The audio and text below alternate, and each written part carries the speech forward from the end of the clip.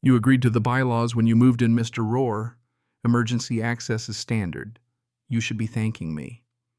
That's what she said, Karen Dilly, standing in my doorway like she owned the place, master key dangling from the lock like a trophy lipstick.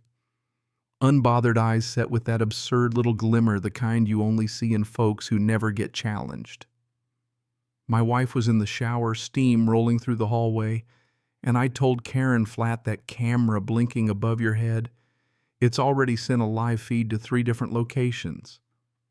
And I'll tell you, for just a second, her smile cracked barely, but enough for me to see that underneath the armor she could bleed. If you've ever felt that surge, the electricity when you finally face down a bully well, you'll know what I mean. I didn't yell. I don't have to. Folks like me, we don't wage war out loud, we just build the system that makes sure the war ends the way it should. I'm Ethan Rohr, 20 years in cybersecurity, spent my best years designing threat traps for banks, hospitals, schools. These days, the only thing I protect is my wife. 6 months ago, after we lost our son, he was 16, drunk driver gone before sunrise, we moved here thinking maybe a quiet place and an old oak tree could be the start of something gentler. Marissa found the swing online, we bolted it up ourselves. The porch caught the sun. For a minute I thought we might actually be okay. But quiet places get loud when the wrong person holds the keys. First, it was letters about the trash can garden lights, the color temperature of our porch bulb. Then it was warnings for installing cameras, even though the HOA handbook said nothing about it. Then came the threats. Karen waving the handbook, claiming fire code gave her the right to waltz in whenever she wanted, that refusing entry was an obstruction. She was wrong. I checked every clause. She didn't care. This morning she crossed the last line. I just finished rerouting the camera network private relays 3-layer redundancy, all of it mirrored in real time to a cloud drive, a garage backup, and the Safe Home Police portal. I wasn't 5 minutes out the driveway before my phone buzzed. Motion detected, kitchen zone, then hallway. I flipped open the feed. There she was, Karen, clipboard in hand, shoes on my rug, lingering outside the bathroom where Marissa's voice echoed behind the steam. Karen didn't blink. I slammed the car door, ran inside, found her fiddling with the linen closet. You're trespassing, I said. I'm performing a safety inspection, she fired back. I pointed to the camera. This feed is already with the police. For once she glanced up, saw the blinking red. Didn't leave. She thought she was invincible. She had the master key, the fake authority, the HOA to hide behind. But what she didn't know is I'd wired this house for Marissa. After losing our son, she couldn't sleep without knowing every door, every lock was accounted for. She sits under that oak tree swing every morning just to feel the ground. Karen had no idea what she'd stepped into. This wasn't a violation, this was war. Not about cameras or lights, not even about bylaws. This was about power, about bullies who get too used to silence. The next morning, like nothing happened, she taped a violation letter to our door, fined us for visible surveillance devices, which for the record doesn't exist in any official handbook. Deadline to comply 48 hours, $250 per day after. Karen never mentioned the break-in, never mentioned my call to the police. This was just her next play, punish the system that caught her. I read the letter on the porch, wind rustling the swing. Marissa watched me through the window, eyes, tired robe wrapped too tight. The thing about people like Karen, everyone sees what they do, but no one says anything. Not when she fined the Morales family for their paint color or forced Mrs. Vaughn to remove her son's wheelchair ramp. People paid and moved on. Not me. I grabbed the HOA handbook, went to the clubhouse, sat under the humming light, and started cross-checking every rule Karen had ever cited. Most were real, but bent, twisted, pulled from old versions taken out of context. The surveillance clause, pure fiction. That's when I noticed Derek Holloway across the room, board member, always trying to blend in, holding a stack of packets like maybe paperwork could shield him from a storm.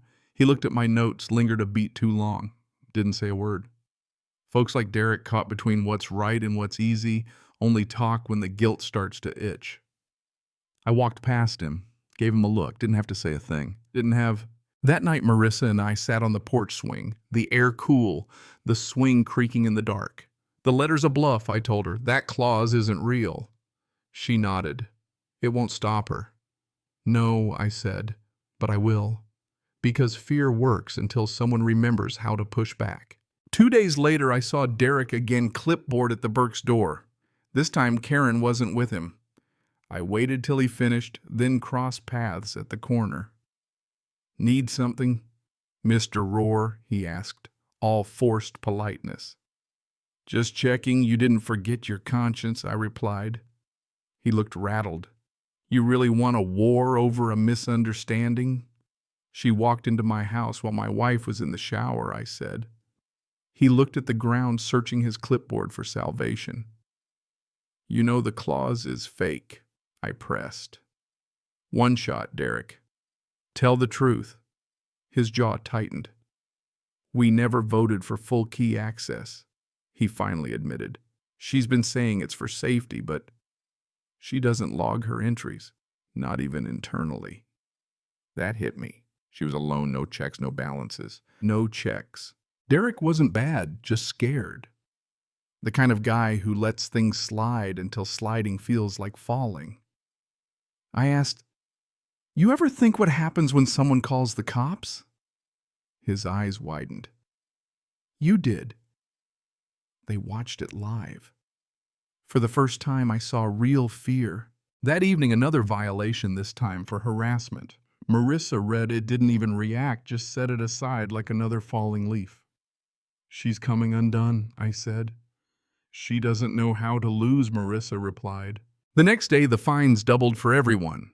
Karen blasted a mass email, new policy attached, $500 a day, signed only by her, no board vote, no meeting, just decree. I checked the city code. Turns out all financial penalty changes require a public board vote with 72-hour notice. Karen hadn't waited an hour. I pulled metadata from her email. She wrote the policy 4 minutes before she sent it from her personal domain, not the HOA's. This was abuse of authority, plain and simple. I compiled the evidence and sent it through the police safe home portal. Marissa sat beside me looking at the timestamps. She's going to lose, she said. For the first time, I believed it. But I still needed hard proof access logs from the vendor who installed the locks. I called Key 1. Systems got bounced around. Finally found a tech named Reggie who said admin logs are captured off-site, but only law enforcement can request them. I passed the contact to Officer Cruz. If they traced Karen's key fob matched her access outside approved hours, I'd have a smoking gun. That afternoon, Marissa was outside pruning rosemary, the only thing that had survived the move. I think we've got her, I said. She smiled. She'll push again. But we're ready. The air felt lighter. At dawn, the entry sensor screamed Zone 1 breach, 5:12 a.m. Karen again gloves, windbreaker, straight in and straight out in 27 seconds. No clipboard, no pretense. I archived the footage, overlaid logs, printed stills, pinned them on a corkboard. When Marissa saw them, she said, I'm calling the therapist. I thought I was okay, but I can't do this again. That cut me deeper than anything Karen ever could. This time I texted Officer Cruz, another unauthorized entry. Wife feels unsafe. Can we escalate 10 minutes later? Request submitted. That afternoon, Derek showed up, manila folder in hand, eyes red-rimmed. I can't keep looking away, he said. Inside the folder, handwritten notes from last year's board meeting, Karen proposes emergency override. No formal vote. She'd just done it. Derek offered to testify. His own sister had lived through something like this in another town. Her HOA president got sued for the same thing and lost. Within days, the police confirmed 6 unsanctioned entries logged to Karen's keyboard, misconduct evidence passed to the district attorney. Karen tried one last power move, a laminated warning on the community board accusing residents of spreading misinformation. But this time the neighborhood buzzed with texts, whispers, a quiet shift in the air. Even Mrs. Vaughn, who'd taken down her son's wheelchair ramp, messaged me. Did she really walk in again?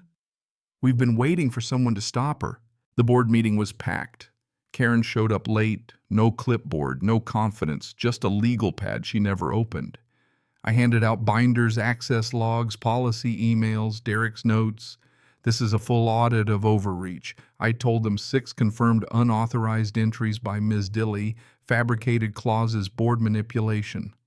Officer Cruz stood up in the back, plain clothes but unmistakable. This is under review by the DA. The room gasped. People spoke up for the first time in years, stories of bogus fines, silent suffering. Derek confessed he'd stayed quiet too long. By the end, the board voted. Karen removed, keys collected.